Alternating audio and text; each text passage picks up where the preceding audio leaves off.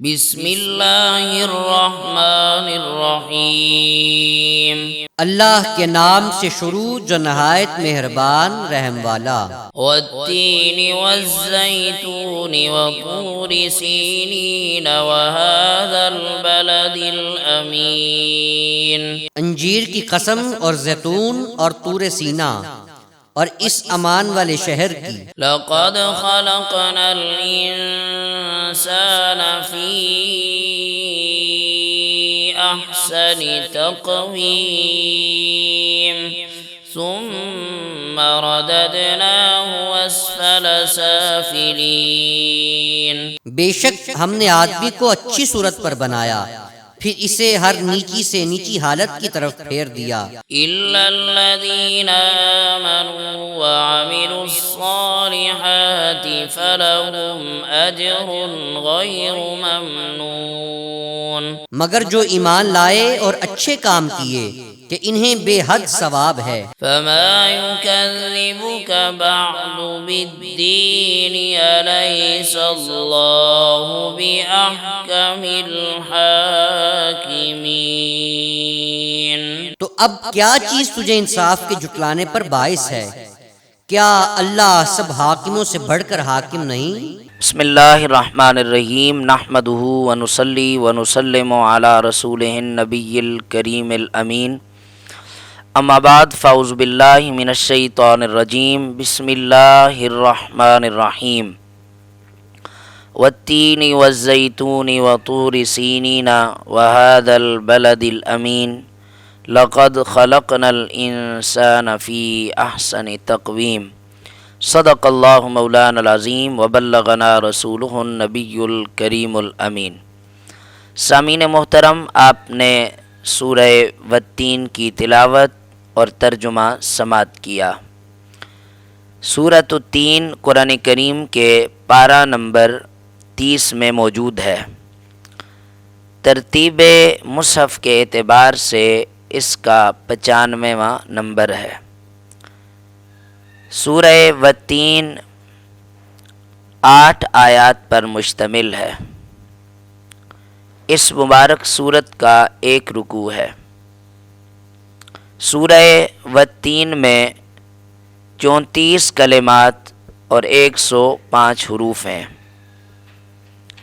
جمہور علماء کا اس بات پر اتفاق ہے کہ زمانہ نزول کے اعتبار سے سورہ والتین نبی علیہ الصلوۃ والسلام پر مبارک مکی دور میں نازل ہوئی۔ اس سورت کا مطالعہ کرنے سے پتہ چلتا ہے کہ اللہ تبارک و تعالی نے بعض مقدس مقامات کی قسمیں فرما کر اس سورت کا آغاز کیا، اور ان مقدس مقامات کا تعلق اولو العزم انبیاء و رسل کے ساتھ ہے۔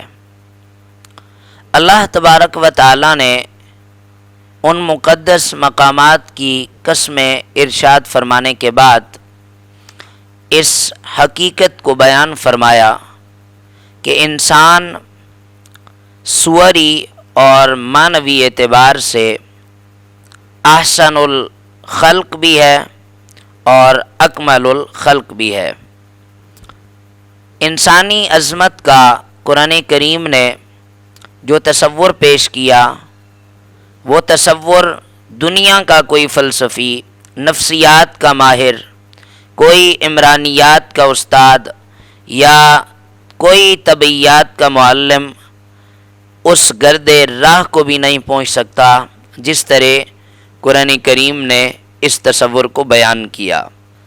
اللہ تبارک و تعالی نے انسان کو احسن تقویم کے لقب سے سرفراز فرمانے کے بعد اس امر کا بھی اظہار فرمایا کہ بعض لوگ اپنے مقام رفیع اور اپنی عظمتوں کو سمجھنے سے قاصر ہوتے ہیں، نتیجتاً وہ اپنے نفس اور شہوات کی پیروی میں اپنا سب کچھ گوا بیٹھتے ہیں، جس کی وجہ سے وہ احسن تقویم کی شان سے اتر کر اسفل سافلین کے طبقے میں شامل ہو جاتے ہیں۔ البتہ وہ لوگ جو خداداد صلاحیتوں کو سمجھتے ہیں اور ان صلاحیتوں کو بروئے کار لاتے ہوئے اللہ اور اس کے رسول کی اتباع میں لگے رہتے ہیں، تو اللہ تبارک و تعالی نے ان کے لیے اجر کا وعدہ کر رکھا ہے۔ اس گفتگو کے بعد اللہ تبارک و تعالی نے اس بات کا بھی اعلان فرمایا کہ بلا شبہ قیامت قائم ہو کر رہے گی، اور جن لوگوں نے نفس و شیطان کی پیروی کی ان کے لیے ضرور بضرور عذاب تیار کیا گیا ہے، اور وہ لوگ جو اللہ پر ایمان رکھتے ہیں اور اعمال صالحہ کرتے ہیں، رب ذوالجلال ان کو اس کے عوض جنت عطا فرمائے گا، اور اللہ تبارک و تعالی سے بڑھ کر کوئی بھی عدل فرمانے والا نہیں ہے۔ سامعین محترم، اس صورت کا آغاز ان کلمات سے ہوتا ہے: والتین والزیتون وطور سینین وہذا البلد الامین۔ اللہ تبارک و تعالی نے ان 4 آیات کے اندر 4 مقامات کی قسمیں فرمائی۔ علماء تفسیر نے اس کے متعلق متعدد اقوال بیان فرمائے، تاہم حضرت سیدنا ابن عباس رضی اللہ تعالیٰ عنہ ارشاد فرماتے ہیں کہ 3 اس مسجد کا نام ہے جو حضرت سیدنا نوح علیہ السلام نے جودی پہاڑ پر تعمیر فرمائی تھی، اور زیتون سے مراد بیت المقدس کی مسجد ہے، اور طور سینا سے مراد وہ مقدس پہاڑ ہے کہ جس پر اللہ تبارک و تعالی نے حضرت سیدنا موسیٰ علیہ نبینا علیہ الصلاۃ والسلام پر وحی فرمائی تھی، اور بلد امین سے مراد وہ مقدس شہر ہے، وہ دارالامن ہے کہ جس کو مکۃ المکرمہ کہا جاتا ہے، کہ جہاں پر بیت اللہ شریف موجود ہے۔ مکۃ المکرمہ کسی تعارف کا محتاج نہیں ہے۔ حضرت سیدنا ابراہیم علیہ نبینا علیہ الصلاۃ والسلام اور سیدنا ابراہیم علیہ نبینا علیہ الصلاۃ والسلام نے مل کر بیت اللہ شریف کی تعمیر فرمائی، اور اس کے ساتھ ساتھ اس کے شہر امن ہونے کے لیے دعا فرمائی: رب اجعل ھذا البلد آمنا، کہ بار الہ کہ اس مقدس شہر کو امن والا شہر بنانا۔ اس دعا کی مقبولیت کا یہ عالم تھا کہ جس وقت سارا جزیرہ عرب غارت گری، خون ریزی اور لوٹ مار کا میدان بنا ہوا تھا، اس وقت بھی مکۃ المکرمہ فتنہ و فساد سے محفوظ تھا۔ کسی کے باپ کا قاتل اگر حرم میں پناہ لے لیتا تو اسے معاف کر دیا جاتا، اور اگر جنگل میں کوئی چیتا ہرن کو شکار کرتا اور ہرن بھاگ کر مکۃ المکرمہ میں داخل ہو جاتا تو اسے چیتا چھوڑ کر واپس پلٹ جاتا۔ اللہ تبارک و تعالی نے اس خطہ ارض کو یہ اعزاز بھی عطا فرمایا کہ نبی کریم رؤوف الرحیم صلی اللہ علیہ وسلم کی ولادت باسعادت بھی اسی مبارک شہر میں ہوئی، اور اسی مبارک شہر سے نبی کریم رؤوف الرحیم صلی اللہ علیہ وسلم نے اعلان نبوت فرمایا۔ اللہ تبارک و تعالی نے اس مبارک شہر کو شہر امن قرار دیا، اور کوہ طور وہ مقدس مقام ہے کہ جس پر حضرت سیدنا موسیٰ علیہ نبینا علیہ الصلاۃ والسلام سے اللہ تبارک و تعالی نے کلام فرمایا، اور اسی کوہ طور پر اللہ تبارک و تعالی نے حضرت سیدنا موسیٰ علیہ نبینا علیہ الصلاۃ والسلام کو تورات عطا فرمائی۔ دمشق حضرت سیدنا مسیح علیہ السلام کا مسکن و ماوا اور آپ کی تبلیغ کا مرکز رہا۔ بیت المقدس کو بے شمار انبیاء و رسول سے شرف نسبت حاصل رہا۔ اللہ تبارک و تعالی نے مختلف انبیاء کے ساتھ منسوب مقدس مقامات کی قسمیں ارشاد فرمائی۔ یہ اس امر کا اظہار تھا کہ ان سے پاکیزہ، ان سے مقدس مقامات کون سے ہوں گے جن مقامات پر انبیاء کرام اور ان نفوس قدسیہ کی ولادت ہوئی، جن مقامات پر ان انبیاء و رسول نے قیام فرمایا۔ اگلی آیت کے اندر اللہ تبارک و تعالی نے ارشاد فرمایا، لَقَدْ خَلَقْنَا الْإِنسَانَ فِي أَحْسَنِ تَقْوِيمٍ، کہ ہم نے انسان کی سب سے اچھی تخلیق فرمائی۔ اللہ تبارک و تعالی نے یہ بات جواب قسم کے طور پر ارشاد فرمائی۔ حضرت شیخ محی الدین ابن عربی فرماتے ہیں کہ اللہ تبارک و تعالی نے انسان سے اچھی کوئی تخلیق نہیں فرمائی۔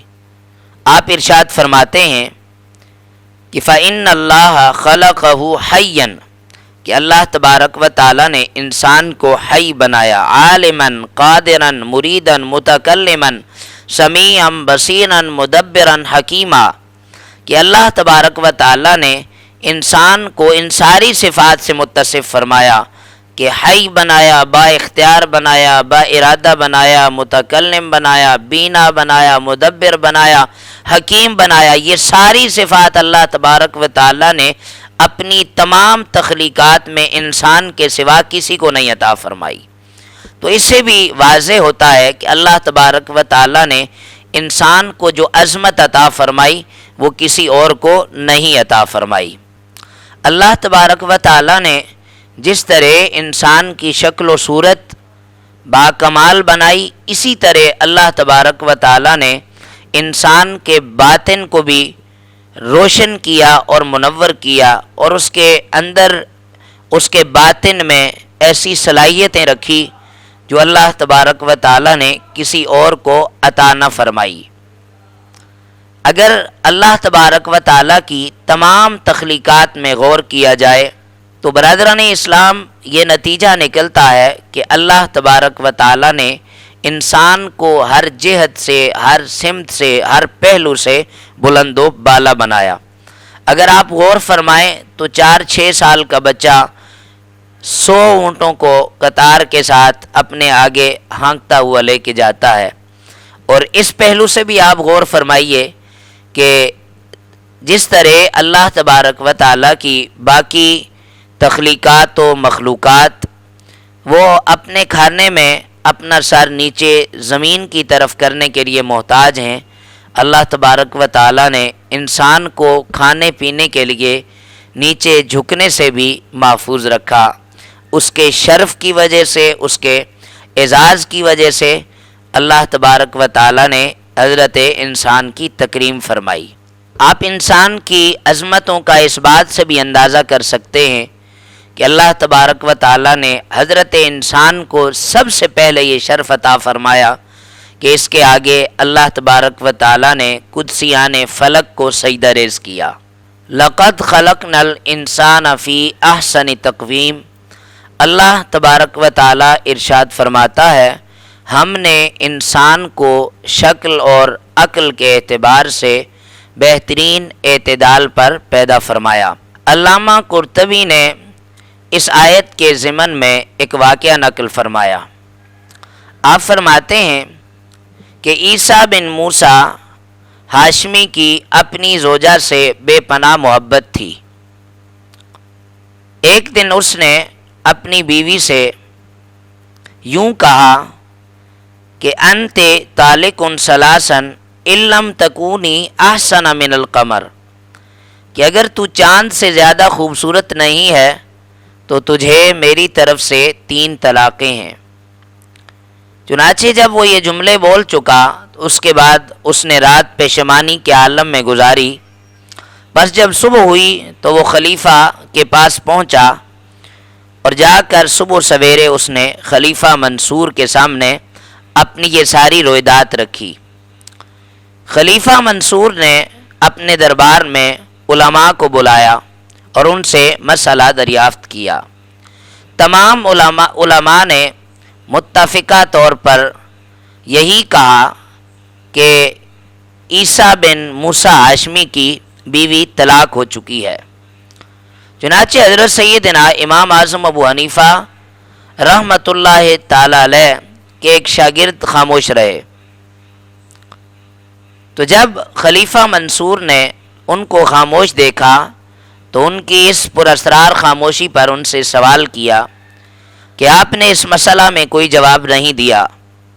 तो हज़रत सैयदना इमाम आज़म अबू हनीफ़ा रहमतुल्लाह ताला अलैह के शागिर्द ने कुरान करीम की आयत पढ़ी कि लक़द ख़लक़नल इंसाना फ़ी अहसन तक़वीम, कि हमने इंसान को शक्ल व अक्ल के एतबार से तमाम तख्लीक़ात में सबसे बेहतर बनाया है। इस आयत को तिलावत करने के बाद इमाम अबू हनीफ़ा रहमतुल्लाह ताला अलैह के शागिर्द ने कहा कि कुरान करीम की इस आयत के लिहाज से ईसा बिन मूसा हाशमी की बीवी उनकी हस्ब साबिक ज़ौजा है, इस एतबार से तलाक़ वाक़े नहीं हुई। तो खलीफा मंसूर ने जब ये बात सुनी तो कहने लगा ईसा बिन मूसा हाशमी से कि आप अपनी बीवी को ले जाइए, ये हस्ब साबिक आपके निकाह में है। इससे मालूम होता है कि इंसान शक्ल व अक्ल के एतबार से, हुस्न व जमाल के एतबार से, बनावट के लिहाज से, ख़द व ख़ाल के लिहाज से अल्लाह तबारक व ताला की तमाम तख्लीक़ात में सबसे बेहतर है। और यही वजह है कि फ़लासफ़ा इस बात का एतराफ़ करते हैं कि इंसान को वो आलम असग़र तसव्वुर करते हैं। अगली आयत में अल्लाह तबारक व ताला ने इरशाद फरमाया सुम्मा रददनाहु अस्फल साफिलीन, फिर हमने लौटा दिया उसको पस्तरीन हालत की तरफ। माना ये है कि जो शख्स अपनी इन सलाहियतों की कदर नहीं करता वो ख़ुद को नफ्स व शैतान का पुजारी बना लेता है, नफ्स और शैतान की इत्तिबा में मसरूफ़ अमल रहता है, वो अल्लाह तबारक व ताला की अता करता खुदादाद सलाहियतों की कदर नहीं करता, बल्कि नफ्स और शैतान के रास्ते पर चल पड़ता है, अल्लाह तबारक व ताला के रास्ते को छोड़ देता है, नबी करीम रऊफ़ुर रहीम सल्लल्लाहु अलैहि वसल्लम की तालीमात से रूगिरदानी करता है, तो अल्लाह तबारक व ताला फिर उसका ये मकाम अहसन तक़वीम का ये एज़ाज़ उसे छीन लेता है और फिर उसे अस्फल साफिलीन की सफ़ में शुमार कर देता है। इसको समझना हो तो कुरान करीम की एक और आयत इसकी शरह के तौर पर बयान की जाती है।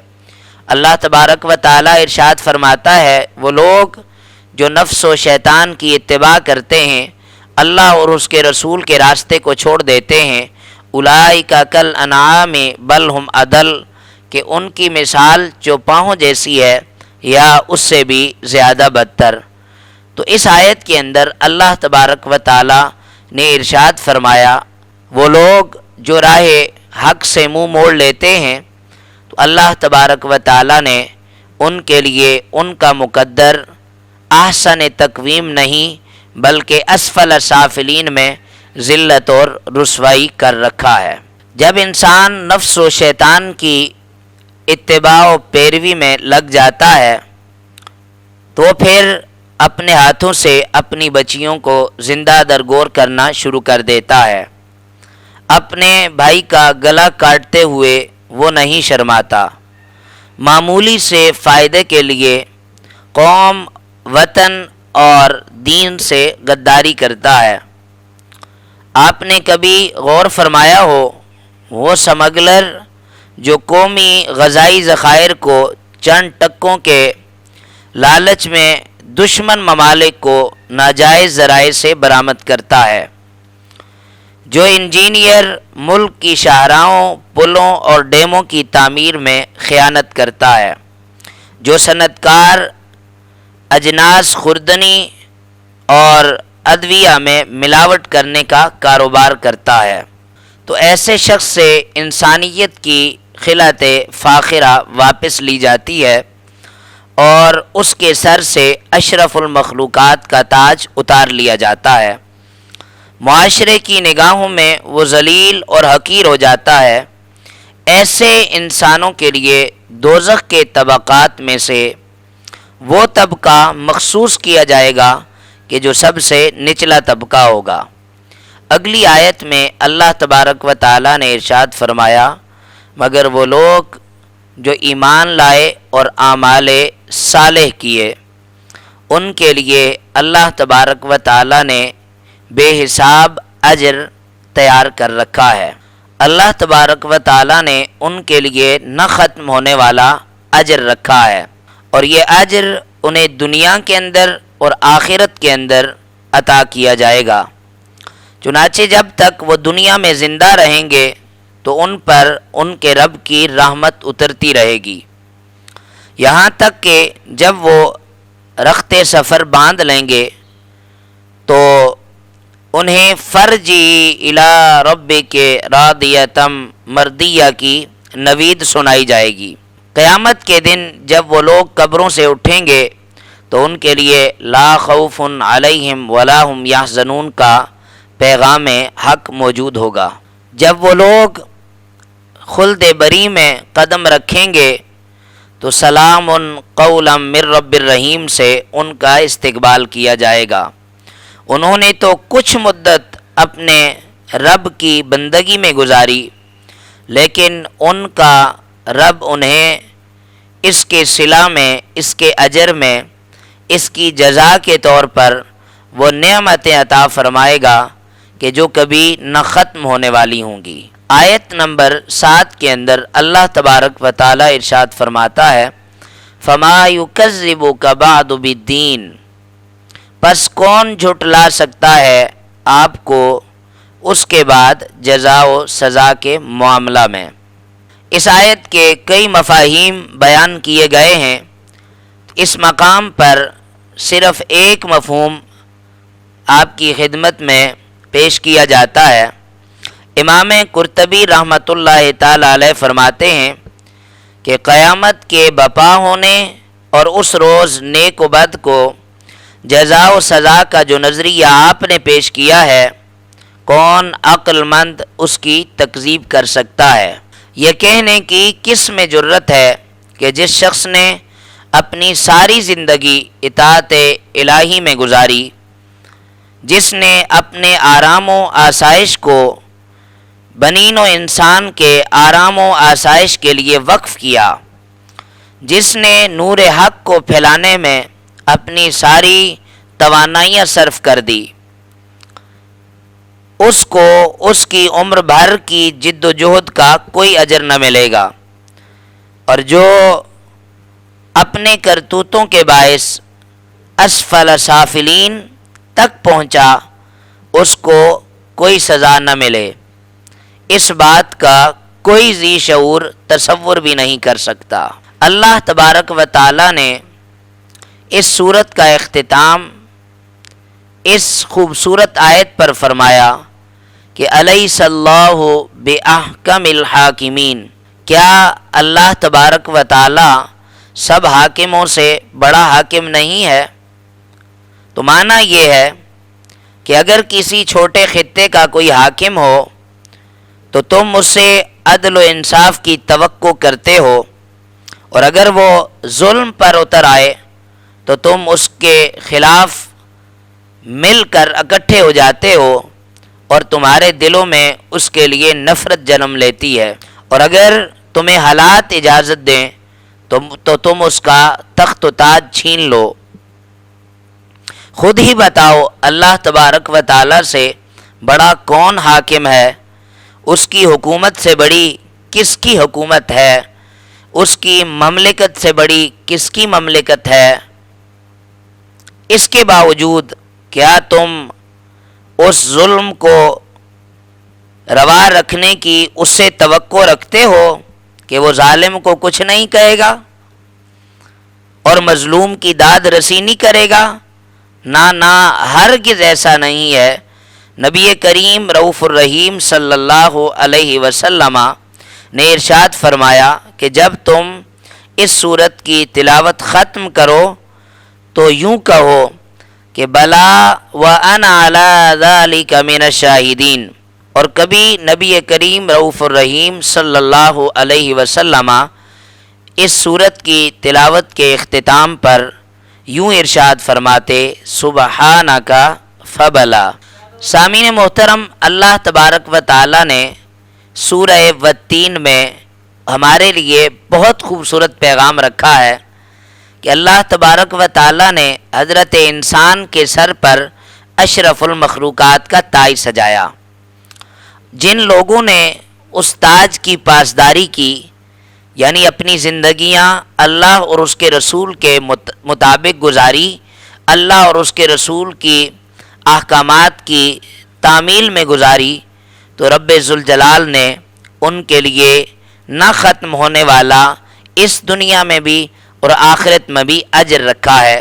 اور جس شخص نے نفس اور شیطان کی پیروی کی اور وہ ہدایت کے راستے کو چھوڑ کر اللہ اور اس کے رسول کے احکامات کو پس پردہ ڈال کر، پس پش ڈال کر وہ نفس و شیطان کے بہکاوے میں آ کر گمراہی کے راستے پر چل پڑا، تو اللہ تبارک و تعالی اس کے سر سے خلعت فاخرہ، انسانیت کا شرف، اشرف المخلوقات ہونے کا تاج اتار کر اسے اسفل سافلین میں، یعنی دوزخ کے سب سے نچلے طبقے میں اللہ تبارک و تعالی ایسے لوگوں کو عذاب دے گا۔ اللہ تبارک و تعالی سے زیادہ کائنات میں کوئی عدل کرنے والا نہیں۔ یہ بھی نہیں ہو سکتا کہ جو لوگ سرکش بن کر اللہ اور اس کے رسول کی تعلیمات کو ٹھکرا دیں اور اپنی مرضی کے مطابق نفس و شیطان کی اتباع میں اپنی زندگیاں گزار دیں، تو وہ اللہ تبارک و تعالی سے اجر کے حقدار پائیں۔ ایسا ممکن نہیں ہے، کیونکہ اللہ تبارک و تعالی سے زیادہ عدل فرمانے والا کوئی نہیں ہے۔ وآخر دعوایا ان الحمد للہ رب العالمین۔